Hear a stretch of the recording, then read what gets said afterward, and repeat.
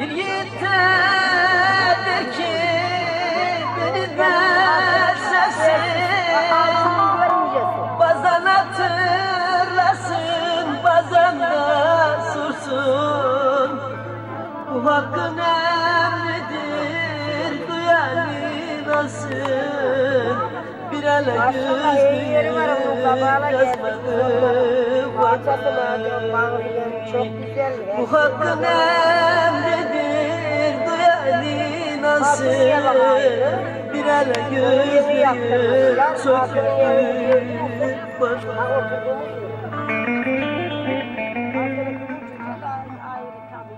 Biz dağda olduk, dağda büyüdük. Oba oba belirli köylere yerleşmişler, mekan tutmuşlar. Yörük halen kıl çadırda olan Yörük oğlu Yörük biziz. Çadırda doğduk, büyüdük. Çocuk zamanlarımız böyle, biz oğlak geçi güttük. Babam pazara giderdi, yoğurt ederdi, yoğurt satardı. Göçebe halinde böyle dağlarda. Zamanlarla bizler büyüdük, evlendik. Çoluk çocuğa kavuştuk. Zor oluyor yani. Her zaman keçiye gitmek, oğlağa gitmek, sabah erken kalkmak. Yörükler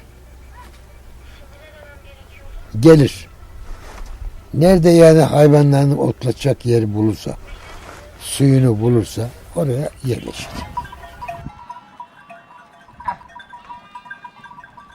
Şehir hayatını bizler yapamayız çünkü çocuktan görmedik.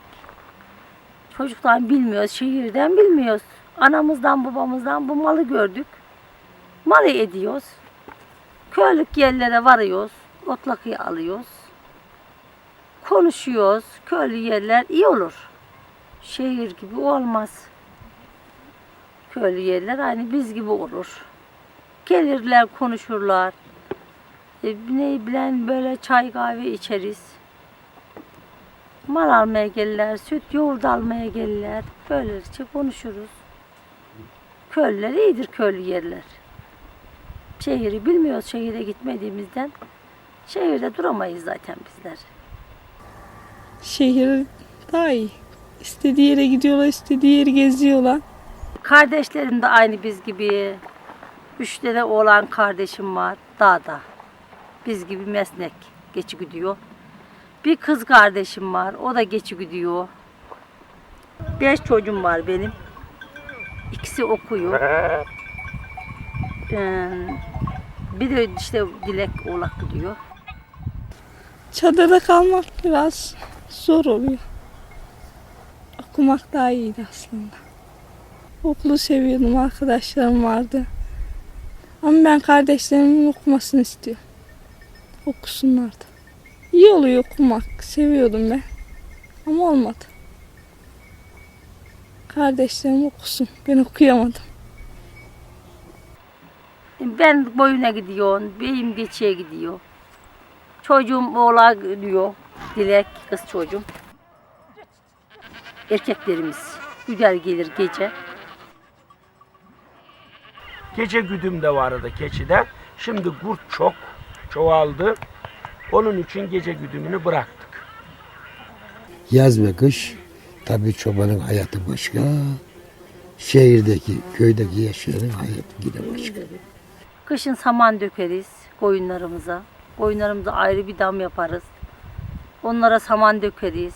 Kuzulatırız. Onların kuzularını büyütürüz. Kuzuları. Ocak, Şubat'ta hayvan doğum yapar. O zaman nöbet nöbet gece bekleriz. Gece doğanlar ayazda donup ölmesin diye. Anne de doğum yapacak hayvana doğum yaptırırız.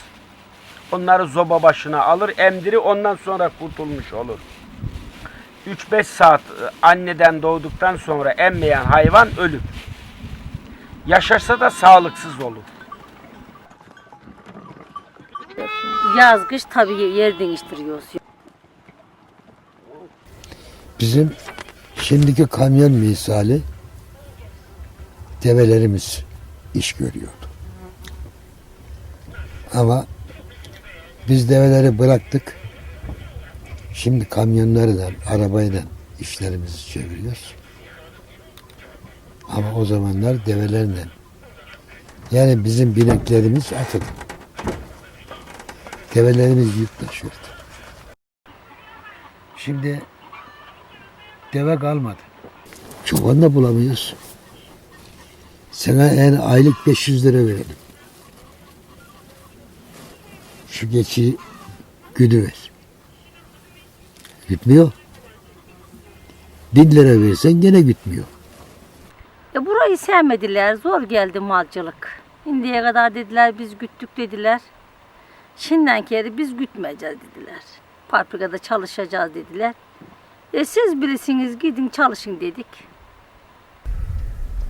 Saydım öğretmen gibi bir şey olmak ister. En çok da resim öğretmeni. Resmi çok severim. Resmim de iyidir yani. Resmi çok severim. Okusaydım resim öğretmeni oldum. Ne edeceksin? Ekmek davası kardeşim. Hadi git be. Ne kaldırıyorum?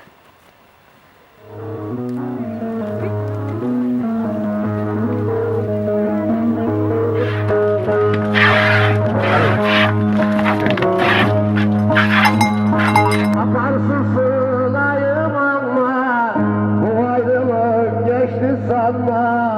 Akarsın sığınayım ama bu hasret geçti sanma. Anne kızım sen açma. Tamam Allah razı olsun. Benim yok.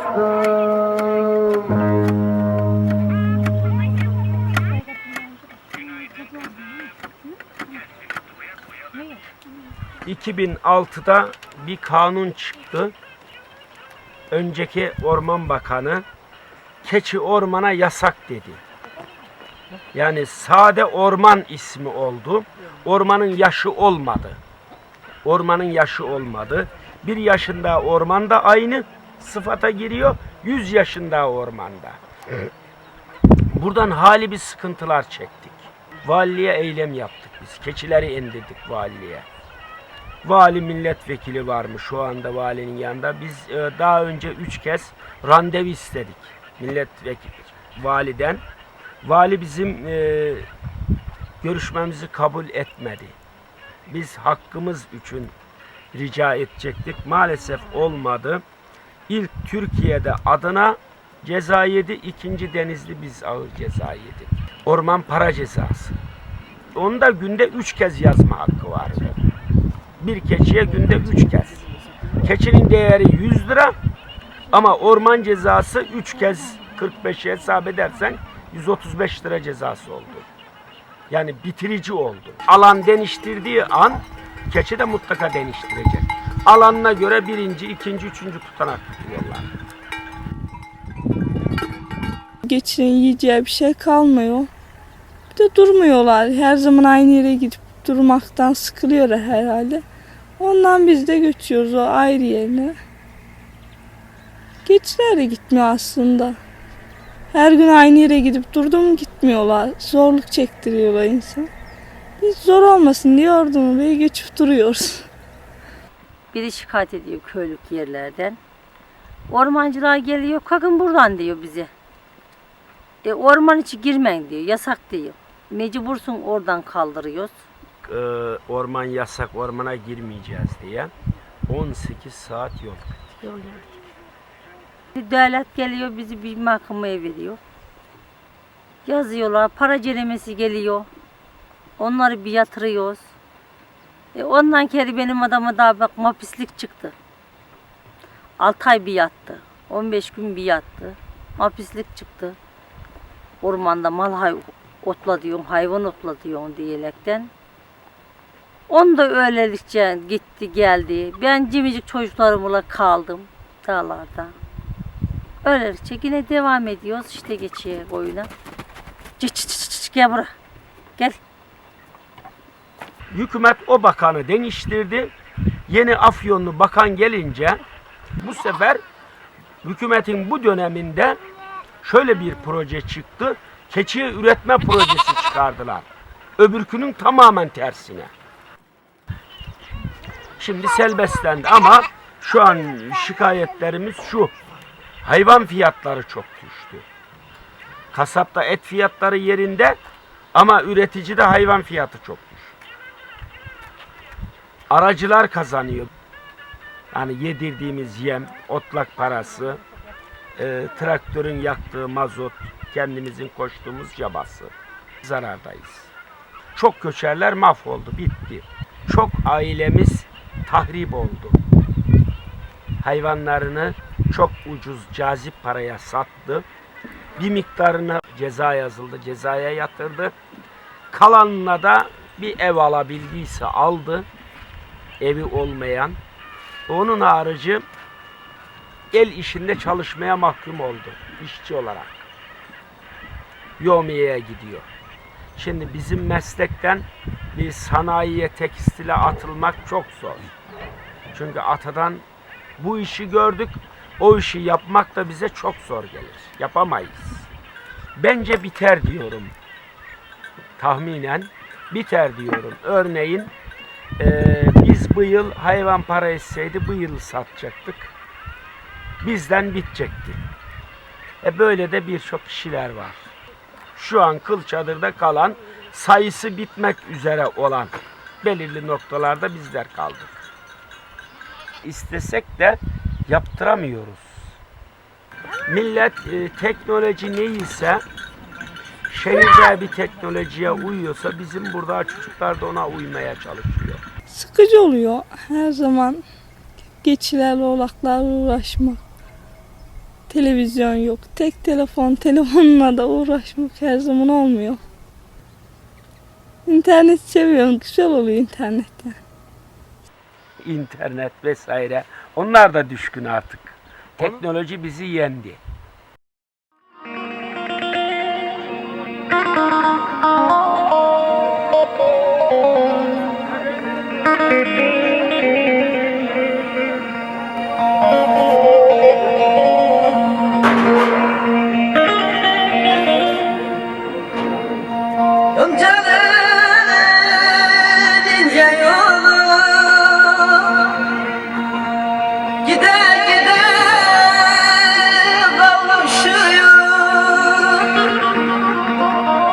Yavrumun düşmanlar İvan savuşuyor. Oğlumun düşmanlar İvan savuşuyor. Bacım ne gün gören öle kardeşin bacısı ciğerden çıkmaz acısı.